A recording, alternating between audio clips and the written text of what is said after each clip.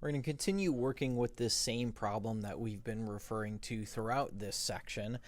We've got, is there a difference between the proportion of all Duke students and the proportion of all U.S. adults that would be bothered a great deal by the melting of the northern ice cap? So I have some of the information that we've already talked about here. We've already talked about our null hypothesis and our alternative hypothesis. I've also gone ahead and found p hat 1 and p hat 2 that will be helpful for us here in this video. Now, in the last video, we saw how to calculate the standard error, the test statistic, and the p-value by hand. And it took us quite a bit of time. It's a lot of calculations, and it's very, very touchy. It's very, very easy to make a mistake.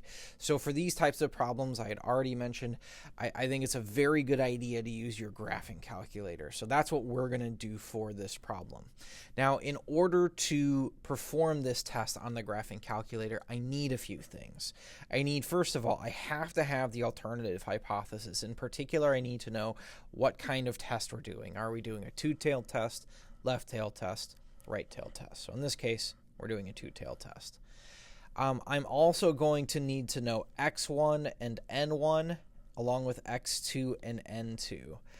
I generally would rather just think about that as p hat 1 and p hat 2. If you have those two sample proportions, then you're going to be good to go. Those contain all of the information that we're going to need.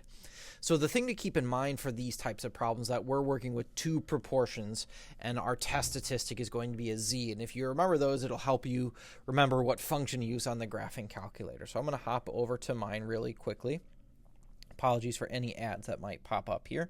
So if I'm looking at this, I'm going to start by going into my hypothesis testing menu. So to do that, I'm going to press stats, and then I'm going to arrow over to the right twice. So then I'm under this tests menu. And this has lots of different hypothesis tests and confidence intervals that we can construct. And we are interested in, should be number 6. It says 2 prop z test. It stands for 2 proportion z test. So that's the one that we want. We're going to go ahead and press enter. So from here, the graphing calculator is going to ask for a few things. And it asks for the same things that I just said that we were going to need. So we need x1, n1, x2, n2. These can be found using our p hat 1 and p hat 2. The one thing I'll mention is we want to be extra careful here. P hat 1 is the sample proportion for the proportion we listed on our left, and the null and alternative hypothesis. P hat 2 should be for the proportion that we listed on the right for the null and alternative hypothesis.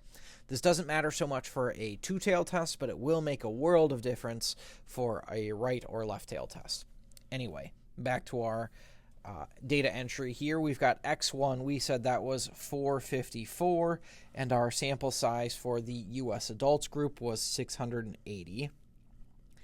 X2, that is the number of Duke students that said that they would be bothered a great deal, which is 69, divided by the total number of Duke students, which is 105.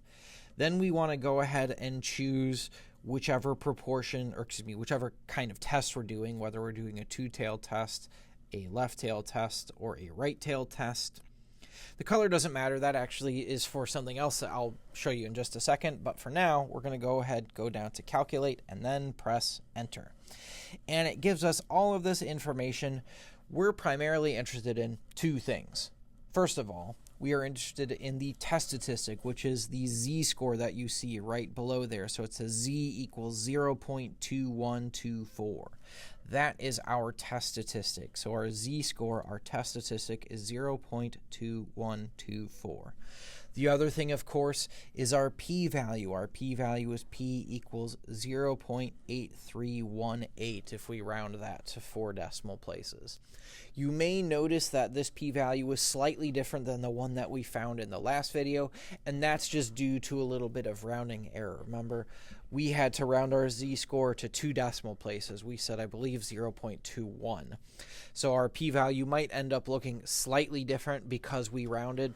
That's okay. That's going to happen. So this is not only a faster way, but it's also more precise. There's not really any downside to doing it this way. The other thing that we can use the graphing calculator for is if I go back into that same menu. So if I press Stats, arrow over to the right so that I'm under Tests, and I go down to number 6 to that 2-prop z-test again. If instead I had gone down to Draw, this is actually, I think, kind of cool because it'll still give you the test statistic and the p-value, but it will also give you an illustration of what that p-value looks like. So if I look at this, in the bottom left-hand corner, you're going to see z equals 0.2124. Hey, that's our z-score. That's our test statistic. And then in the kind of in the bottom middle portion right there, it says p equals 0.8318. There is our p-value. And what you'll see if you look at the graph there is you have a normal curve where the p-value is shaded. So everything that's shaded is a representation of our p-value. So in this case, our p-value is awfully darn close to 1. We should see most of our normal curve shaded. So either of these methods will get you the test statistic and the p-value. I always like to do Draw just because I think it's interesting to see the illustration of the p-value, but either the calculate option or the Draw option will get you to your p-value and your test statistic, which is what we're really after in these types of problems. So as you're working through these, I would definitely recommend practicing this process a couple times with the graphing calculator just to make sure that you feel comfortable with it. I will say, remember that there is a free online graphing calculator that's available. It should be linked in the instructions above this, but it's also on our course Canvas page in the modules. Reach out to me if you have any trouble finding it. That's a really great resource to use for quizzes and tests if you don't have your graphing calculator with you, or it's run out of batteries, or you've lost it. Just something that you can use if you need it.